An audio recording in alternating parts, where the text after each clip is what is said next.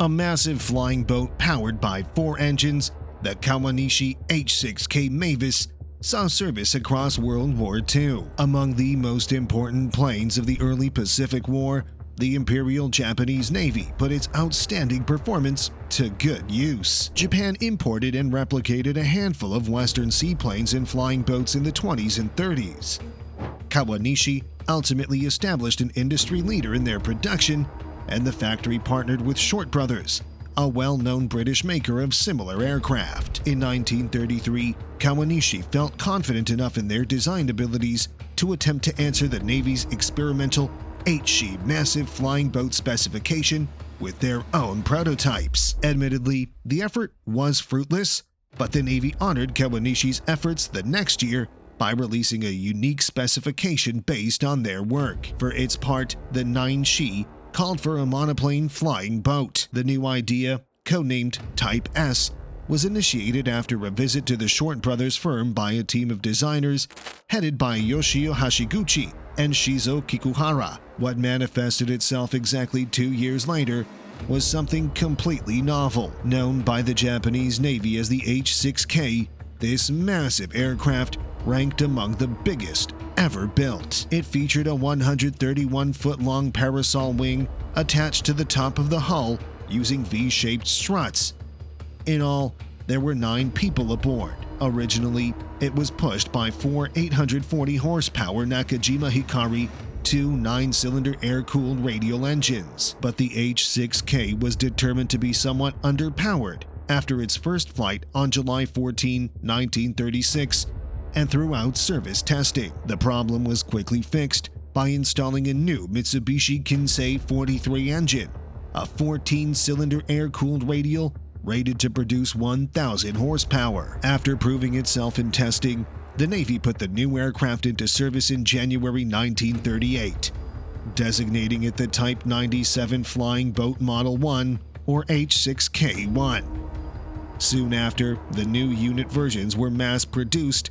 Even though the only modifications to the equipment inside were cosmetic, they were nevertheless designated as Model 2 or H6K-2. Another pair, marked H6K-3, was modified to use as personal transportation. The first Japanese flying boat saw combat during the Sino-Japanese War.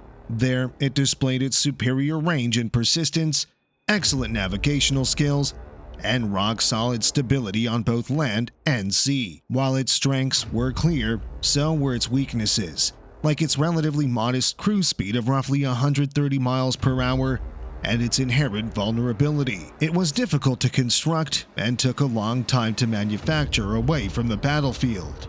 As we will see, some of them would become serious issues. So it didn't take long for the H6K-4 variation, sometimes known as the Model 2-2, to appear in an endeavor to address these issues. From 1939 through 1942, this type of H6K saw the bulk of manufacturing. With the K4 model, they nearly doubled the fuel capacity. As part of the redesign, 2 blisters equipped with 7.7mm Type 92 machine guns were installed in the beam position to reinforce the defenses. 2 additional Type 292 machine guns were tucked in the open bow and open dorsal positions. However, the solitary 20mm Type 99 gun mounted in the tail turret was perhaps the most useful modification offered by this type.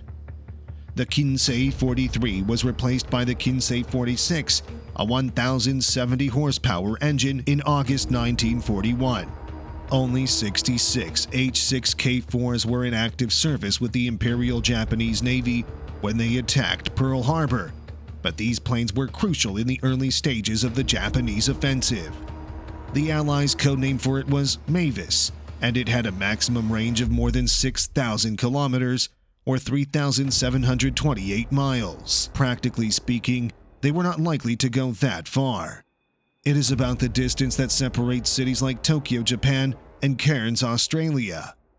The Mavis's long flight time of almost 26 hours was a natural complement to its impressive range. The 24-hour surveillance trips were not rare, so the aircraft was equipped with sleeping facilities that included 2 beds, a bathroom, and freshwater storage. The Mavis's strengths lie in its adaptability and versatility, and it wasn't limited to surveillance operations in the Pacific Ocean. Given its ability to carry up to 1,000 kilograms in bombs or to 800 kilograms in torpedoes, it saw extensive service as a bomber in the first year of the fight. They were stored in the struts that held up the wings. Its size and capacity to carry a wide range of gear made it effective at hopping from island to island and escorting under-equipped planes. The H6K's robust radio also allowed it to transmit information from smaller reconnaissance aircraft out of radio contact. It also served in other duties, such as transport and medical evacuation. Because it took so long to manufacture, it was obvious very soon that the Japanese Navy lacked large numbers of these machines. This period of prosperity, however, was short-lived, and the Japanese soon faced much stronger resistance. A prime example is the 20th of February 1942, when Task Force 11 came towards Rabaul from the east with the intention of destroying the freshly taken Japanese base. Early that morning, a Mavis spotted the American task group and immediately broadcast its location.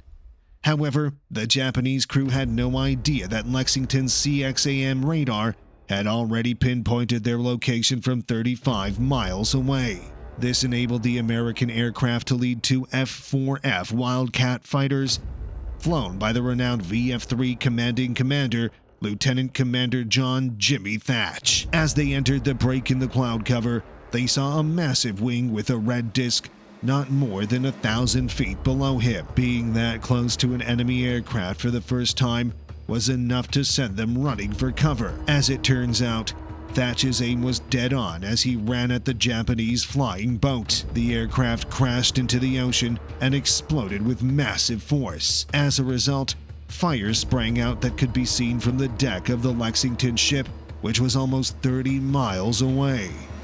About half an hour later, another Mavis crashed, and in a matter of moments, Japan had lost 2 planes and 18 people. That day turned out to be a disaster for the Japanese, as no fewer than 15 brand new G4M1 Betty bombers were shot down by fighters from Lexington. Focusing on Mavis, it's simple to see why there were such massive explosions aboard it.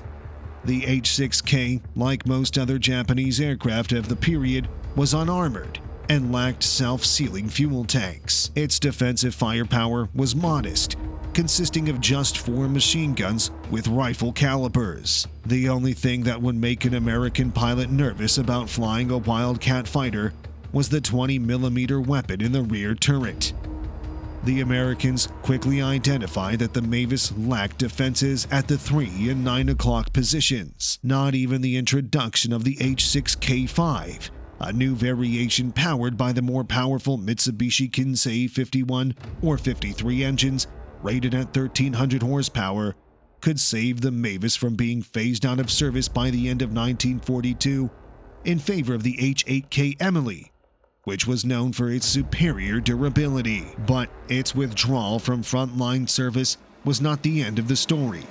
Matter of fact, it continued to see combat right up to the very end of the war, although in its new role as a transport. 2 different transport versions, the H6K2L and H6K4L, were produced for a total of 36 units. These were demilitarized and featured an added fuel capacity, storage areas in front and behind the cockpit, a galley, a midship cabin with 8 seats or 4 beds, and an aft cabin with 10 seats more, for a total of 18. The Greater Japan Airlines used these transport types for both military and commercial purposes. 215 Mavis were manufactured across all models, but only a small number made it through the war. Much like other Japanese planes, the Mavis sacrificed durability in favor of speed.